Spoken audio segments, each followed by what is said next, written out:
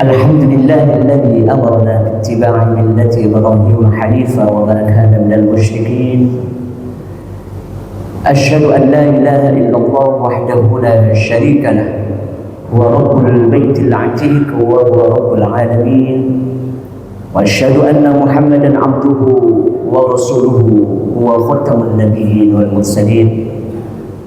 اللهم صل على سيدنا محمد صلاة تبلغنا بها حج بيتك الحرام وزيارة قبر نبيك أفضل الصلاة والسلام في لطف وعافية وسلامة وبلوغ المرام، وعلى آله وصحبه وبارك وسلم.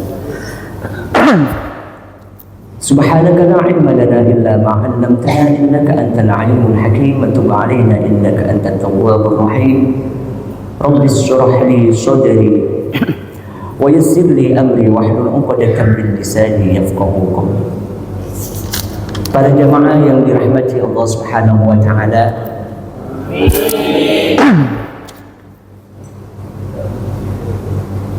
Nabi Ibrahim itu adalah di antara nabi dan rasul-rasul Allah Subhanahu wa taala yang apabila diperintah oleh Allah pasti akan dilaksanakan dengan menyempurnakannya. Sebagaimana dalam surat Al-Baqarah 124 Allah berfirman, A'udzu billahi minasyaitonir rajim.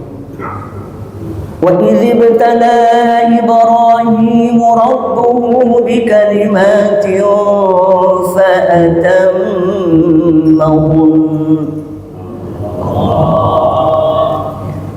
Wa idz ibtala Ibrahim, dan ketika Ibrahim diuji oleh Allah, ya, Rabbahu, itu hanya mengujinya bikalimatin, dengan satu perintah, ya, atau larangan juga, fa atammahun, pasti akan dilakukan dengan menyempurnakannya.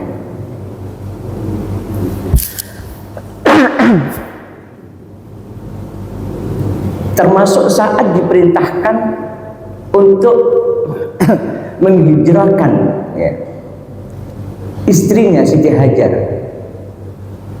ya, dan bayinya ke tempat, ya, di Mekah saat itu tidak ada tanaman, ya, yang tumbuh, tidak ada. Dalam surat Ibrahim ayat 37 bahasanya Nabi Ibrahim berdoa, Rabbana inni askantu min dhurriyyati biwadin ghairi dhi zar'in 'inda baitikal muharram Rabbana liyuqimus shalah.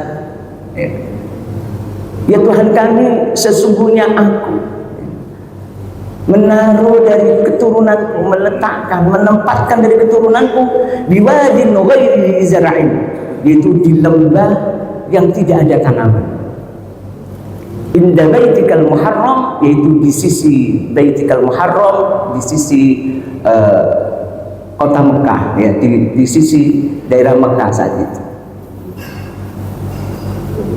Di sisi rumahmu ya Allah, muharram yang mulia, maksudnya di Mekah saat itu, ya, tanah yang tandus, yang beda dengan sekarang, ya. Untuk apa? Liyuqimus shalah, untuk melaksanakan sholat, beribadah kepada Allah. Jadi ketika Siti Hajar langsung diajak, tidak banyak bicara Nabi Ibrahim. Dan ketika Siti Hajar bertanya, apakah kau diperintah Allah? Ketika jawab iya, itu dia sudah tenang Siti Hajar. Ketika yang memerintahkan Allah, sudah tenang. Ya, beda dengan kita sekarang, kadang ini perintah Allah, si mau pengai gitu, ya.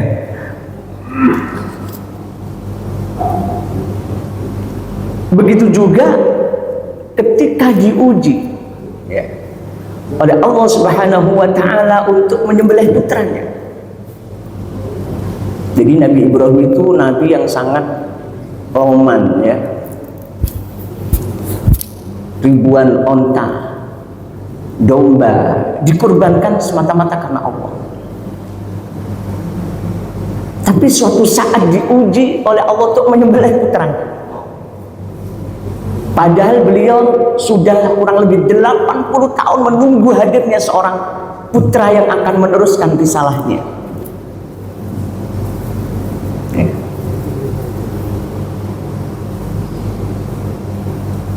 Sampai Nabi Ibrahim berdoa, Rabbi habli minas solihin, ya, anugerahkan kepadaku anak yang soleh. Jadi doa ini bisa untuk ibu-ibu, bapak-bapak yang lama belum punya putra, anaknya diwasiati doa ini, ya, Rabbi habli minas solihin, ya, Rabbi habli minas solihin. Sekarang pun kita tetap harus berdoa ini loh Bapakku, tidak hanya ketika punya anak, tidak punya anak ingin punya anak gitu. Ketika punya anak pun kita ingin anak yang soleh kan. Itu harus berdoa terus. Setiap sholat, Rabbi habli minas solihin. Ya, mimpin orang banyak, Rabbana hablana minas solihin misalnya. Supaya kita dianugerahi anak-anak kita yang sudah ada itu supaya jadi anak yang soleh juga kan. Nah, siapa yang nggak ingin punya anak yang soleh?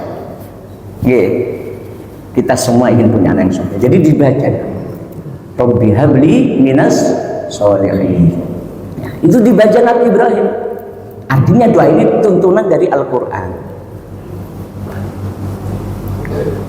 Fabasyarnahu bighulamin halim. Setiap sekian lama ya doa itu tidak cek moro jadi karena Rasul tidak. 80 tahun bayangkan kurang lebih. Ya. Fabasyarnahu bighulamin halim. Akhirnya Allah berikan kabar gembira bighulamin halim dengan seorang anak yang sabar, yang anak yang sabar, anak yang teguh hatinya, ya, halus hatinya, halim. Ya. Sampai suatu saat dia sudah usia 7 tahunan, ya, 7 tahun, anak kelas 1 ya, masih lucu-lucunya itu, ya, ketika cinta seorang orang tua yang sudah puluhan tahun nggak punya anak, ketika lucunya anak usia TK itu ya, masih lucu-lucunya, ya. Falamma balagha ma'as sa'ya qala ya bunayya inni ara fil manam anni azbahuka fanzur madza tara. Turun ayat falamma balagha ma'as sa'ya, ya. Seketika anak itu sudah tumbuh jadi usia yang sa'yu, yang bisa ya diajak bermain, berusaha bermain, saat-saatnya bermain, ya. Nabi Ibrahim berkata kepada anaknya itu, ini anak usia TK tapi pintar berarti ini anaknya.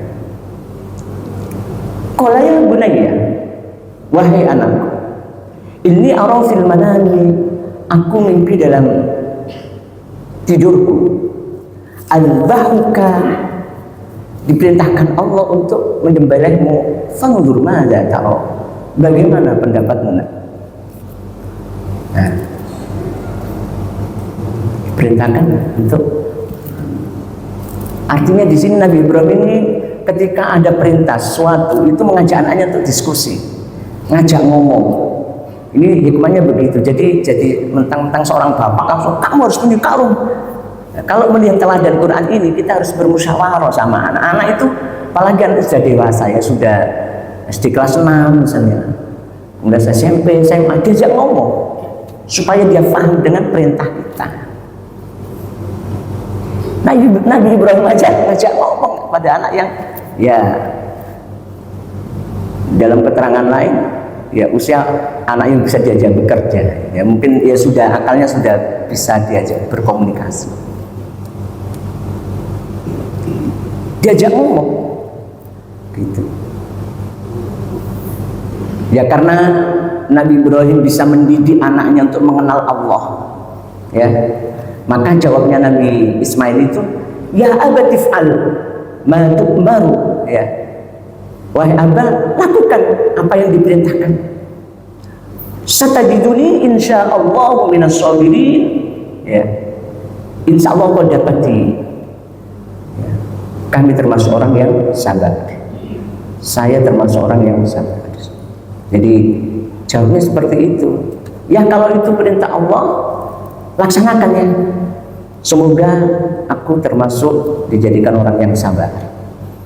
Coba kalau cara didiknya salah, ya, gak kenal Allah, gak ngerti sholat, gak ngerti Allah, gak ngerti tata krama, mungkin jawabnya enak ya, sampai nyuruh saya disembelih. Lebih baik ayah aja yang lebih tuaan tak sembelih, begitu. Ini jawabnya orang anak yang toleh namanya, bukan soleh. Ya. Tapi karena Nabi Ibrahim sejak kecil mendidik dengan baik, mengenal Allah, maka jawabnya seperti itu. Jadi kalau kita punya anak jawabannya tidak karuan, kita tanyakan pada diri kita, aku didik bener enggak anak-anakku?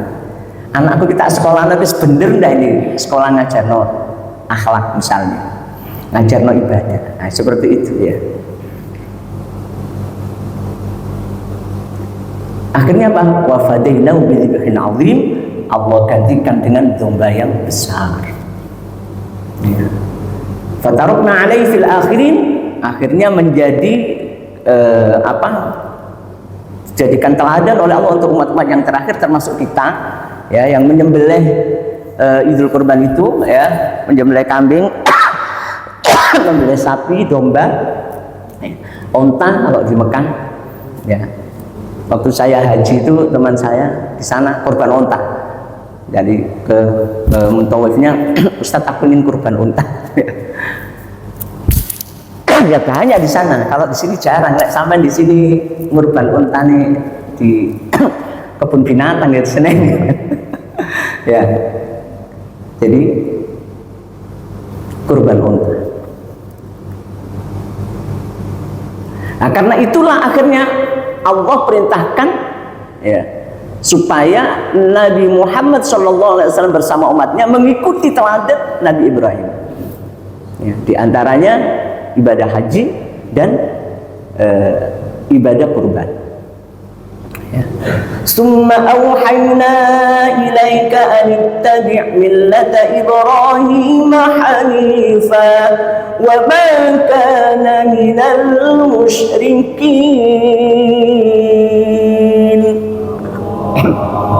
Summa auhayna, kemudian kami mewahyukan ilaika kepadamu, ya Muhammad SAW, an ittabi' millata Ibrahim, untuk mengikuti agama Ibrahim, ya, hanifan, yang lurus, yang jauh dari kesyirikan, kemusyrikan.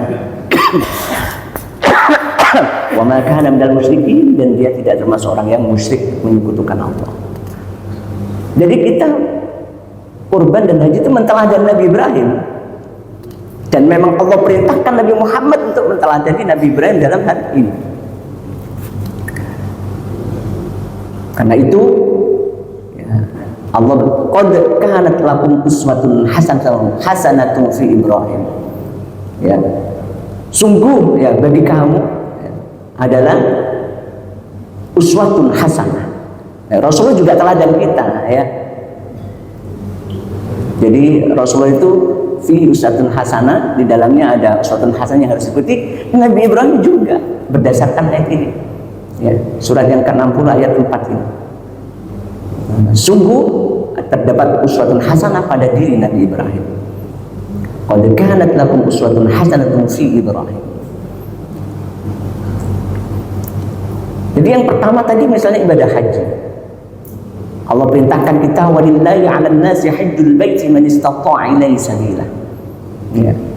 Dan diwajibkan, ya, kepada manusia untuk berhaji ke Baitullah. Man istata'a ilaihi sabila, bagi mereka yang mampu untuk menuju ke sana. Tapi seringkali orang berhaji itu ngomong seperti ini, enggak Ustaz, aku enggak haji dulu, aku ini banyak dosa, aku ini banyak salah Ustaz, nanti kalau saya sudah membersihkan diri, baru saya mau haji. Itu pikiran yang salah, ya. Sebab Rasulullah bersabda, ayuhan nas, wahai manusia, qad farada 'alaikumul hajj, Allah telah mewajibkan untukmu berhaji, ya, bagi yang mampu, ya. Fahajju, maka berhajilah. Man hajja lillah walam yarfus walam yafsuq, ya, maka berhajilah karena Allah. Sebab apa? Man hajja lillah, barang siapa berhaji karena Allah, Walam yarfus, tidak berbuat rafas, ya ucapan yang kotor. Walam yafsuk, tidak berbuat kefasikan, ya dosa-dosa kepada Allah. Maka apa pahala orang yang haji itu? Kharaja min dzunubihi kayauma waladathu ummuh. Yang dikeluarkan dosa-dosanya oleh Allah, diampuni dosa-dosanya oleh Allah seperti bayi yang baru dilahirkan. Bagaimana? Justru dengan berhaji itu, jenengan itu bakal diampuni Allah. Bagaikan bayi yang baru lahir. Ditambah wal umratu ilal umrati kafaratun lima bainahuma. Antara umroh yang satu dengan yang lainnya, kalau sampai di sana umroh misalnya 5 kali, antara umroh yang satu dan yang lainnya itu menjadi penebus dosa. Ya. Wal hajjul mabrur laisa lahu jazaa'un illa al-jannah. Dan tidak ada haji mabrur itu kecuali balasannya itu surga. Dijamin surga sampai. Ya. Karena itu punya semangatlah untuk berhaji. Ya, mulai nabung berapapun. Ya. Di berita itu ada anak SMA nabung pakai uang sakunya, dia ditambah ibu haji, tapi dia punya semangat ingin berhaji. Anak SMA punya cita-cita untuk berhaji, jarang, ya, jarang sekali. Ya, dia nabung dari uang sakunya, maksudnya seperti itu. Apa sih bekal terbaik haji itu? Ya? Allah berfirman ya, dalam Al-Baqarah 197, A'udzubillahi minasyaitonirrajim. Bismillahirrahmanirrahim.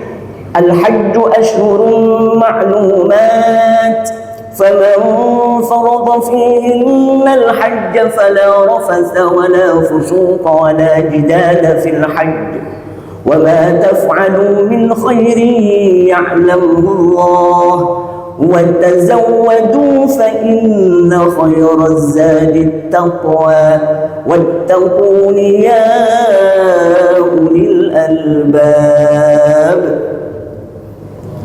Ya, jadi watazawwadu, dan berbekallah kalian ya saat haji itu, karena ini ayat tentang haji. Fa inna khairaz zadi taqwa, ya maka sebaik-baik bekal itu adalah berbekal takwa Allah. Ya. Kenapa takwa itu bekal terbaik saat haji? Ya. Harta iya, uang iya, sehat iya, bekal. Tapi yang mendasari sehat dan harta kita untuk haji itu adalah takwa Allah. Karena kalau dengan harta saja, banyak sekali orang yang berhaji sebenarnya dari pekerjaannya kayaknya nggak cukup. Dia cuma tukang pentol, ya bisa berhaji di Gresik itu. Jadi dia keliling jualan pentol. Uangnya itu sampai ditabung di dekat rumahnya yang dari kayu, dimasukkan dari pring ya, untuk uang sangunya. Kalau nabungnya dia sudah sekian puluh tahun, rata-rata 10 tahun 11 tahun mereka tuh nabung ya. Dan bisa berhaji. Tukang becak juga begitu, nabung, bisa berhaji ya.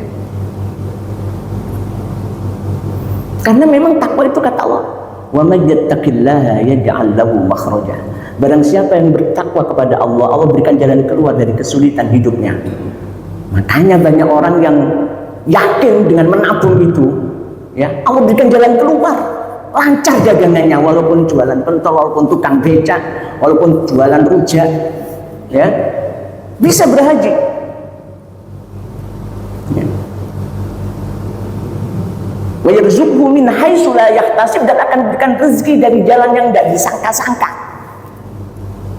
Karena rezeki mereka memang diberikan Allah, rezeki yang datangnya nggak disangka-sangka. Kenapa? Karena dia menabung itu dengan takwa kepada Allah. Wa yarzuqhu min haitsu la yahtasib. Dalam hidup ini ada rezeki yang datangnya nggak disangka-sangka. Mungkin sama nggak berpikir dulu aku nikah itu nggak punya apa-apa. Ya, nabung-nabung bisa beli mobil, beli rumah. Kalau dihitung secara gaji mungkin tidak cukup. Pernah tidak kita berpikir seperti itu? Ternyata banyak sekali rezeki-rezeki Allah yang datangnya nggak disangka-sangka, yang bisa kita tabung, bisa beli rumah, ya, bisa beli mobil, nyicil mobil, nyicil sepeda motor. Tapi untuk haji nggak terpikir sama sekali. Naudzubillah. Ya, semestinya haji bisa nabung. Saya dulu awal nabung haji itu bukanya itu 100.000 kan, 50 apa 100.000 saya lupa kita. Nabung saya.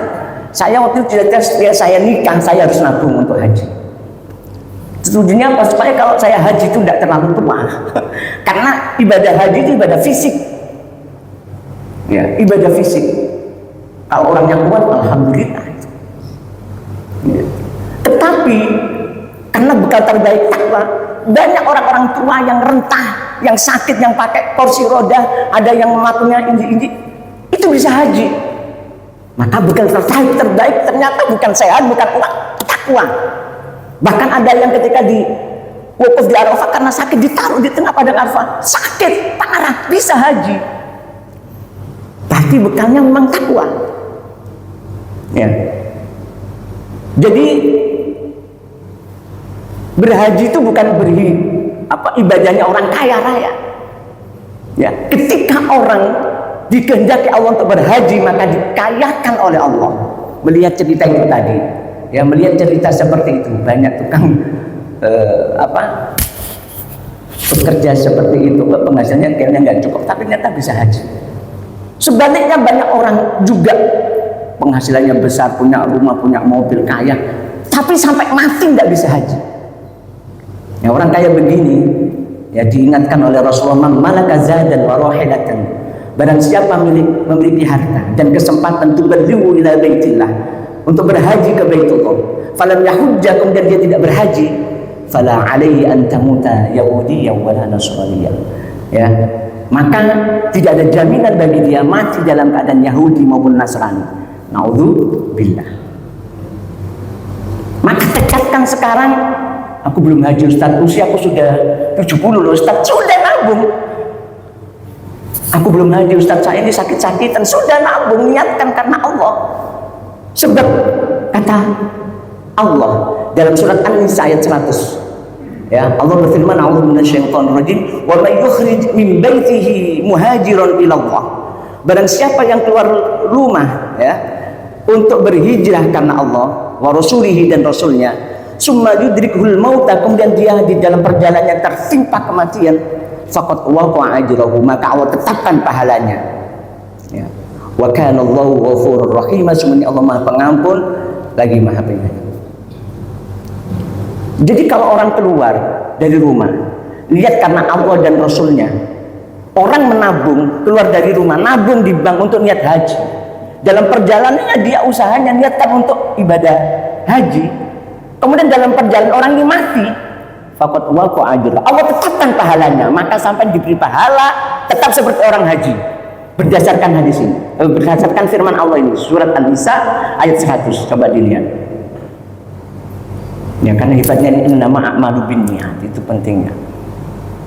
Dan alhamdulillah cita-cita saya usia 48 saya bisa 2022, ya, 2022 saya bisa haji.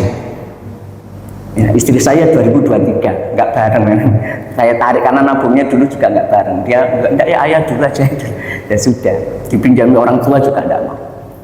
Jadi haji itu harus jadi cita-cita, seperti nanti menyembelih kurban. Tapi menyembelih kurban insya Allah kita bahas kapan-kapan, ya.